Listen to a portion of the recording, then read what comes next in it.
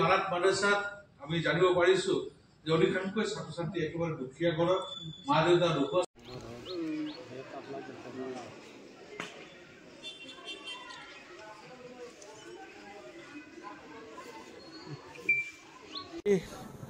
আমাৰ খতমে কুৰাণ, খতমে বুখাৰী, খতমে খাজা খান, খতমে ইউনুছ, খতমে শিফা সকলোবিলাক পঢ়া হৈছে। যিসকল মানুহ বেমাৰত আক্ৰান্ত সেইসকলক যাতে বেমাৰৰ পৰা আল্লাহ তাআলাই ৰেহাই কৰে, যিসকল বিপদগ্ৰস্ত সেই বিপদগ্ৰস্তসকলক যাতে বিপদৰ পৰা মুক্তি কৰে, যিসকল অভাৱগ্ৰস্ত সেইসকল অভাৱৰ পৰা যাতে মুক্ত কৰে, যিসকল অন্যায় অত্যাচাৰত ভুগি আছে তেওঁলোক যাতে হেফাজত কৰে। আমাৰ ভাৰতবৰ্ষত এটা অসমৰ সমূহ জাতি জনগোষ্ঠীৰ মানুহ যাতে আমি একেলগে মিলা প্ৰীতিৰে থাকিব পাৰোঁ, ইজনে সিজনে মৰমৰ মাজেৰে যাতে আঁকোৱালি ল'ব পাৰোঁ, বিশ্বত যাতে শান্তি প্ৰতিষ্ঠিত হয়। আৰু সেই বিশ্ব শান্তি প্ৰতিষ্ঠাৰ বাবেই আজি এই ধৰণৰ আমাৰ খতমে কুৰাণ, খতমে বুখাৰী, খতমে খাজা খান, খতমে আম্বিয়া, খতমে শিফা পঢ়া হৈছে।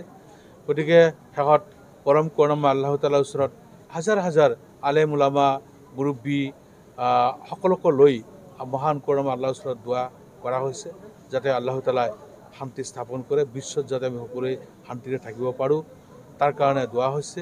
আৰু আজি আৰু বিশেষ এটা দিন, আমাৰ অসম প্ৰদেশ কংগ্ৰেছ কমিটিৰ মাননীয় সভাপতি গৌৰৱ গগৈ ডাঙৰীয়াৰো জন্মদিন, আৰু সেই জন্মদিন উপলক্ষেও মহান কৰুণাময়ৰ ওচৰত আমি প্ৰাৰ্থনা কৰিছোঁ যাতে তেওঁক আল্লাহ তাআলাই শক্তি দিয়ে, যাতে ধৰ্মনিৰপেক্ষ শক্তিৰ বাহক হিচাপে তেওঁ যাতে ধৰ্মনিৰপেক্ষতা বজাই ৰাখি অসম তথা ভাৰতবৰ্ষত যাতে শান্তিৰ প্ৰতিষ্ঠাৰ দিশত তেওঁ আগবাঢ়ি যাব পাৰে, তাৰেই আল্লাহৰ ওচৰত প্ৰাৰ্থনা কৰা হৈছে।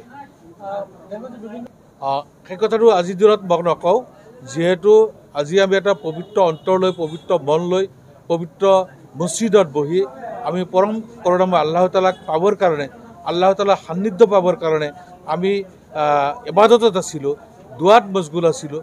গতিকে মই আজি বেলেগ কথা নকওঁ, এইখিনিয়ে ক'ম, মহান কৰুণাময় আল্লাহ তাআলা যাতে বিশ্বত ভাৰতবৰ্ষ, অসম তথা আমাৰ গোটেই সমাজক সকলোৰে শান্তি ৰাখি যাতে আমাক ভাতৃত্ববোধ শংকৰ আজানৰ দেশৰ যিটো মিলাপ্ৰীতি সেই মিলাপ্ৰীতি যাতে অক্ষুণ্ণ ৰাখে তাৰেই কামনা কৰিছোঁ।